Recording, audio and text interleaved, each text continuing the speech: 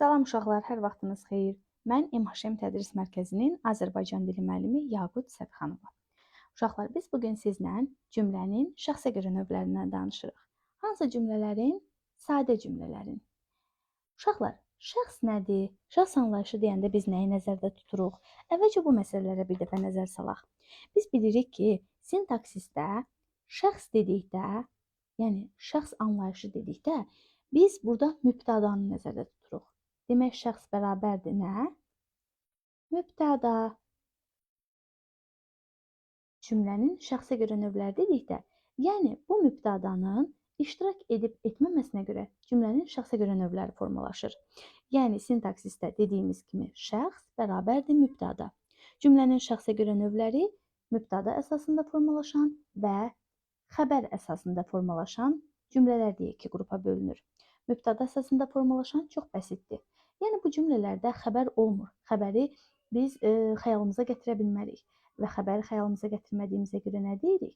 Ünsiyyət prosesində istifadə eləmirik həmin cümlələrdən. Bu hansı cümlə olacaq?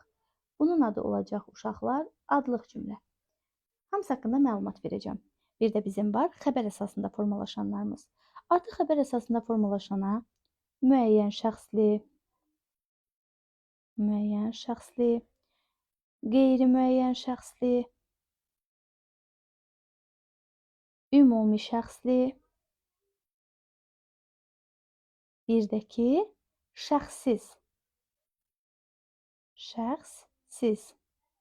Yəni bu şəkildə qruplaşdırırıq. Demək, uşaqlar, mübtədanın iştirak edib etməməsinə görə sadə cümlənin şəxsə görə növləri formalaşdı. Təkcə cümlədə mübtəda istifadə olunur, xəbər yoxdur. Buna hansını misal göstərdik? Adlıq cümləni. Bir də uşaqlar var, cümləmizdə xəbərimiz var, amma mübtədanın iştirakı bir qədər fərqlidir. Bunlar hansıdır? Müəyyən şəxsli, qeyri-müəyyən şəxsli, ümumi şəxsli və şəxssiz cümlələr. Gəlin bunların hər birinə ayrı-ayrılıqda nəzər yetirək. Görək bunlar nədir? Bir də qeyd edirəm, bu sadə cümlənin şəxsə görə növləridir. Yəni sadə cümlədə mübtədanın iştirak edib etməməsinə görə biz bu şəkildə qruplaşdıra bildik. Başlayaq nədən? Başlayaq birinci kateqoriyamızdan, birincidən müəyyən şəxsli. Müəyyən şəxsli sadə cümlə.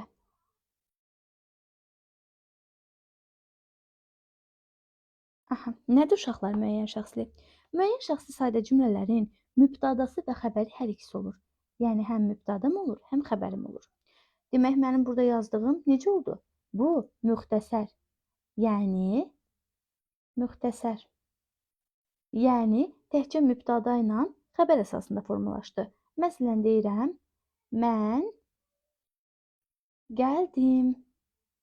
Nə deyirsiniz uşaqlar? Deyirsiniz müəllim, xəbər, bir də mübtəda var. İkinci dərəcəlilər iştirak eləmədi ki? Xeyr. Ona görə biz buna nə deyirik? Müxtəsər müəyyən şəxsli cümlə.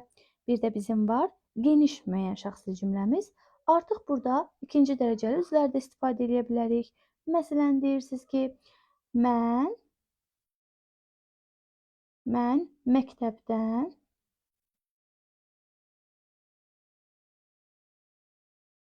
evə gəldim. Uşaqlar, cümləyə fikir verdik. Gəldim. Kim? Mən. Haradan gəldim? Məktəbdən.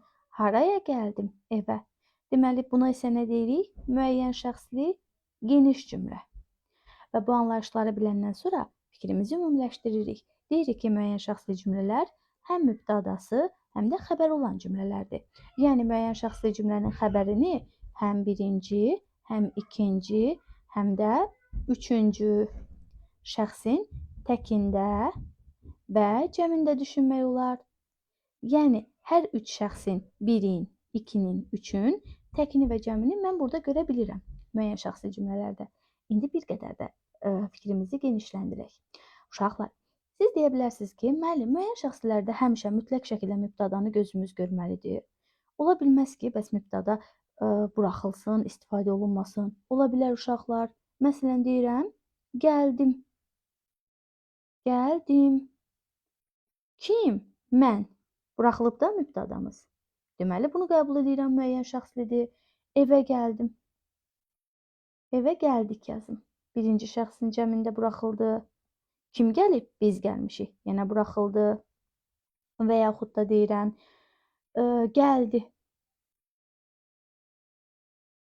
Kim gəldi? Uşaqlar gəldi. Uşaqlar indi olmayacaq burada. Gəldi. Kim gəldi? Məsələn deyirəm, Anar gəldi. Üçüncü şəxsin təkində mübtədamız buraxılmış şəkildə ifadə olundu. Demək, uşaqlar, belə deyək biz, birinci şəxsin təki cəmi, ikinci şəxsin təki cəmi. İndi mən bunu yaza-yaza da göstərim sizə. 1, 2, 3. Deməli, birinci şəxsin bu təkdir, bu da cəm məsələsidir. Birinci şəxsin təki də buraxıla bilər, cəmi də buraxıla bilər. Bayaq dediyim kimi, gəldim və yaxud da gəldik.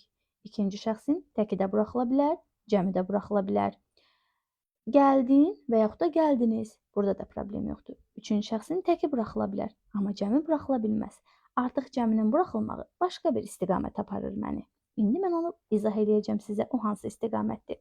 Qısaca müəyyən şəxs haqqında fikirlərimizi toparlayası olsaq deyərik ki, müəyyən şəxsi cümlələr mübtədası və xəbəri iştirak edən cümlələrdir. Mübtəda buraxıla bilər? Bəli, birinci şəxsin təkində, birin təkində, cəmində, ikinci şəxsin təkində, cəmində, üçüncü şəxsin təkində mübtəda buraxıla bilər. Yəqin ki, fikrim sizin üçün aydındır. Daha sonra dediyimiz kimi müəyyən şəxsi cümlənin xəbəri həm təkdə ola bilər, həm cəmdə ola bilər. Daha sonra sadə, düzəltmə, mürəkkəb ola bilər. Yəni burada heç bir bizə belə deyim də çərçivəyə salmırlar. Burada sərbəstlik var. Müəyyən şəxsli işi görənim də, görülən işim də məlumdur mənim burada. Bu cümlələri deyirik müəyyən şəxsi cümlələr. Xəbər əsasında formalaşan cümlələr qrupundadır. Daha sonra uşaqlar qayıdıram, mən nə haqqında da danışım sizə. Digər bir məsələmiz, ikinci gəlir bizim qeyri-müəyyən şəxsi cümlələrimiz. Yazaq bura 2. Qeyri-müəyyən şəxsli cümlə. Uşaqlar, bəs qeyri-müəyyən şəxsi cümlə nədir? İlk öncə bunu yazım ki, qeyri-müəyyən şəxsi cümləmizin xəbəri üçüncü şəxsin cəmində olacaq həmişə. Üçüncü şəxsin cəmində olacaq, mübtəda isə iştirak etmir.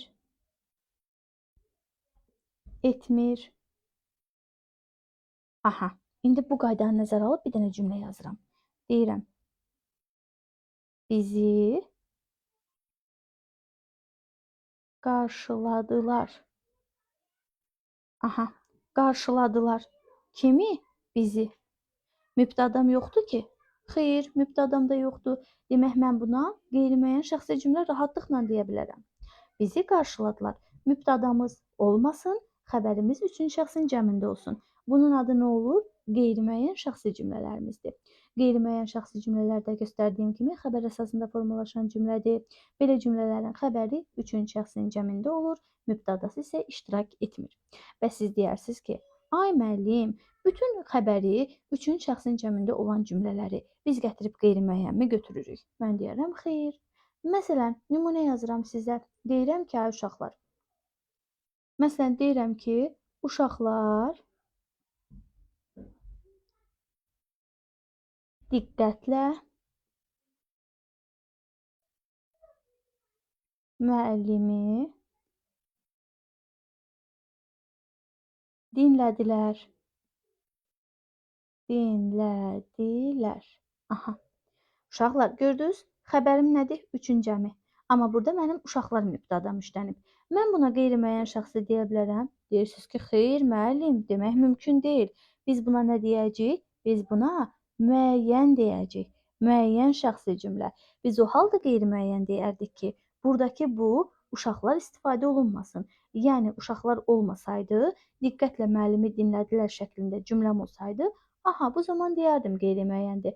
Amma uşaqlar mübtədasını gözüm görürsə, artıq mən bu sözü deyə bilmərəm. Daha sonra digərinə keçək. Bu yəqin ki, aydın oldu bizim üçün. Digər bir məqama keçək, görək orada hansıdır. Orada nə deyə bilərik? Və gəlir bizim şəxssiz, ümumi şəxsin deyə sonra şəxsiyə keçək. Bizim gəlir uşaqlar, ümumi şəxsli cümləmiz. Ümumi şəxsli. cümlə. Aha, bu nədir ay uşaqlar? Ümumi şəxsi nədir? Əvvəlcə yazıram.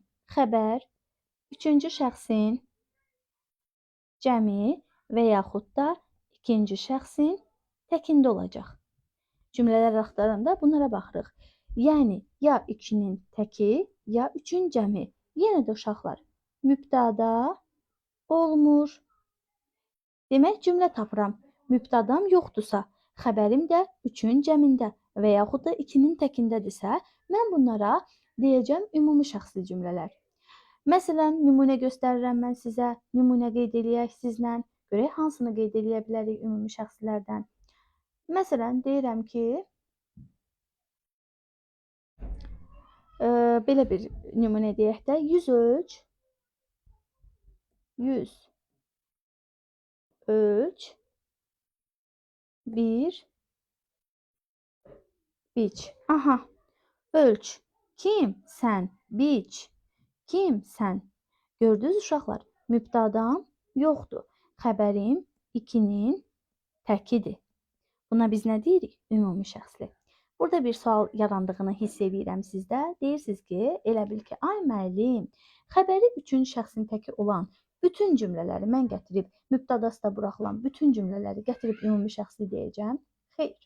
Məsələn, nümunə yazıram. Deyirəm ki, dərsi diqqətlə dinlə. Aha, dərsi diqqətlə dinlə. Dinlə. Kim? Sən. Amma mübtədam yoxdur. Uşaqlar, siz buna ümumi şəxsi deyə bilərsiniz. Deyirsiniz ki, müəllim, xeyr, demirik. Nəyə görə demirik ay uşaqlar? Ona görə ki, ümumi şəxsini cümlələri də oxuyanda, testlərdə də görəndə belə bir anlayış qabağınıza çıxacaq. Bu, hökmümüz, hərəkətimiz hamıya aid olan nümunədir. Yəni, elə cümlədir ki, belə deyim də sizə, hamımızı əhatə edən bir sözdür, bir cümlədir. Məsələn, dərsi diqqətlə dinlə deyəndə, mən üzümü tuturam, nə bilim Zeynəbə deyirəm, nə bilim Əliyə deyirəm, nə bilim daha sonra Aygünə deyirəm. Mən bir nəfəri nəzərdə tutub deyirəm.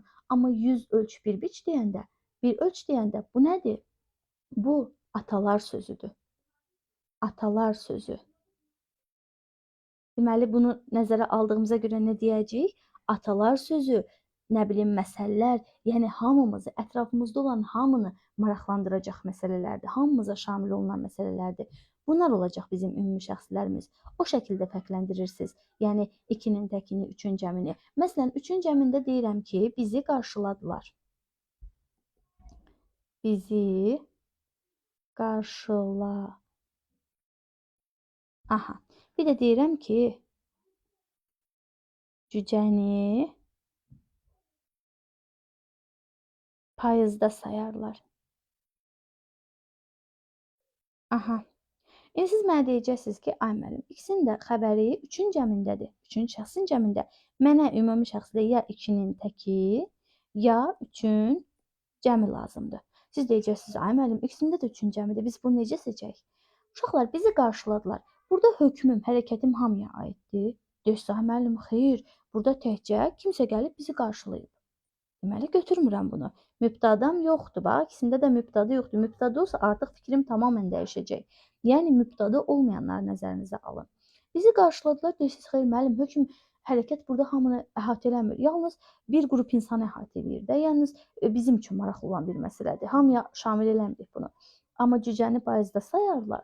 Bu ifadəni artıq eşidəndə siz nə görürsünüz? Deyirsiniz, müəllim, bu atalar sözüdür. Evdə də eşitmişik, çöldə də eşitmişik, bu sözü hər yerdə şahid olmuşuq. Deməli, bu hökm hamımızı əhatə elədiyinə görə 3-ün cəmidir və mən bunu hamını əhatə elədiyinə görə ümumi şəxsli kimi götürə bilərəm. Yəqin ki, burada da problemimiz olmadı. Bir də bir şey qeyd edeyim sizə, ümumi şəxsli cümlələrin xəbəri həmişə fe'li xəbər olacaq uşaqlar. Yəni, ümumi şəxsli cümlələrdə biz ismi xəbərə rast gələ bilmirik. Burada yalnız və yalnız, qoy buranı təmizləyim, onu da qeyd edəcəm sizə, yalnız və yalnız fe'li xəbərimiz olacaq. Aha, silək. Deməli, olacaq nə? Olacaq yalnız ümumi şəxslidə fe'li xəbər, ismi xəbərə rast gəlmirsiniz. Daha sonra gəlirəm mən hansı hissəyə? Gəlirəm mən şəxssiz cümlələrə. Şəxssiz. Şəxsi cümlələr nədir? Mübtədası yoxdur və mübtədanın təsəvvürü də bizim ağlımıza gəlmir. Təsəvvür etmək də mümkün deyil. Məsələn, deyirəm ki, qış axşamıdır.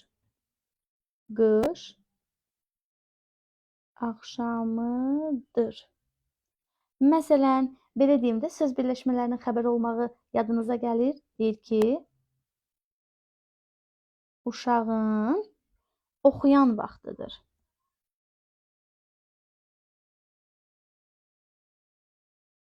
Vaxtıdır. Aha, hamısı bir yerdə xəbər oldu. Siz bura uşağın oxuyan vaxtıdır. Nə, belə bir sual verib burada mübtəda falan görmürsünüz ki? Yoxdur. Mübtədamız yoxdur. Mübtədamız təsəvvür belə olunmur. Bəs xəbərimiz necə olacaq? Xəbərimiz üçüncü şəxsin təki. Yəni üçüncü şəxsin təkində xəbər görürük. Eyni zamanda biz görürük ki, burada mübtəda yoxdur. Mübtəda bərpa oluna bilməz. Bu cümlələrə deyirik ki, bunlar şəxsiz cümlələrdir. Şəxsiz cümlələr həm ismi, həm də feili xəbərli ola bilər. Yəni orada elə bir bizim problemimiz yoxdur.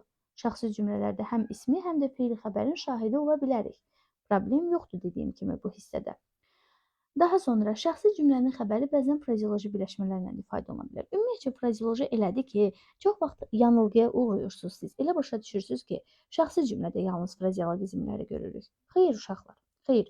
Biz tək şəxsi cümlənin içərisində görmürük. Biz eyni zamanda nədə görə bilərik? Qeyri-müəyyəndə də görə bilərik, ümumi şəxsdə də görə bilərik. Beyninizi o cəhətdən qısıtlamayın.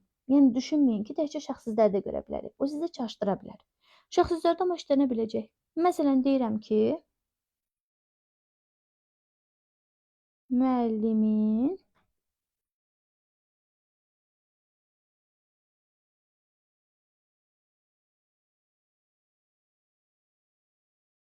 cavabından xoşu gəldi. Xoşu gəldi. Birisi də frazeologizmi parçalamaq olmaz. Nədən xoşu gəldi? Müəllimin cavabından. Görürsünüz burada uşaqlar. Xoşu gəlmək frazeoloji birləşmə üçün təki. Hər birini ödədi, mübtədam yoxdur və bərpa oluna bilməz. Deməli bu cümlə nədir? Şəxssiz cümlə.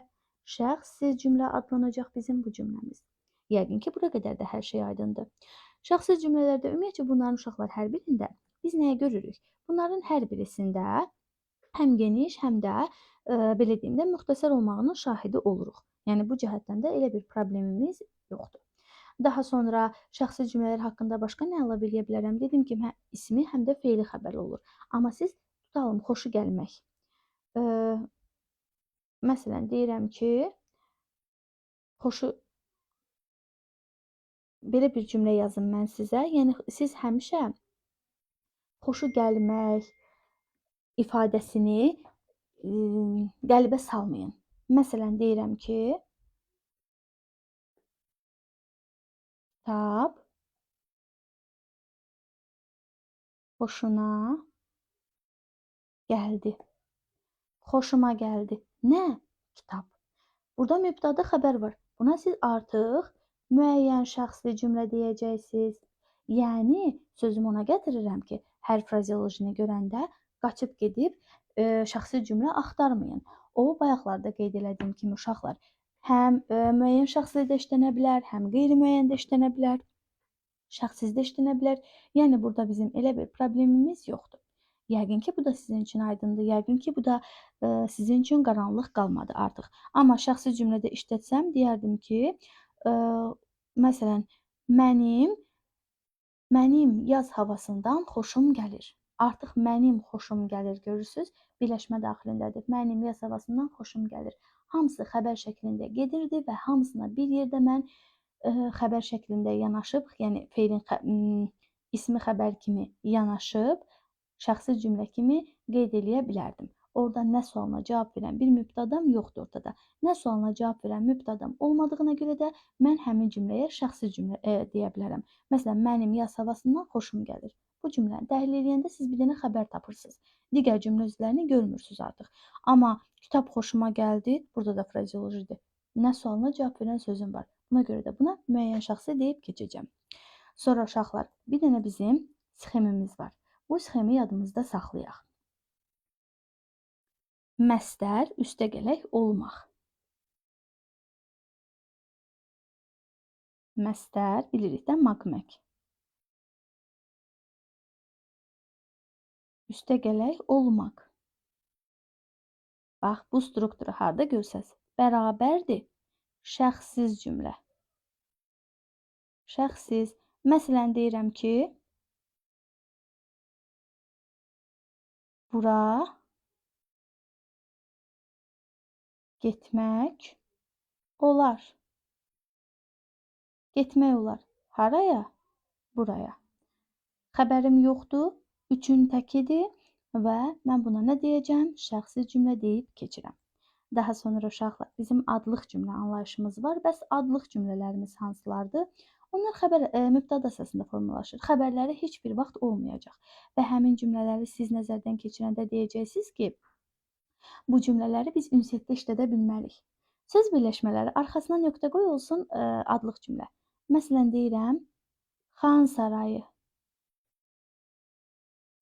Daha sonra deyirəm ki, məsələn, gözəl bir yay günü. Gözəl bir yay günü.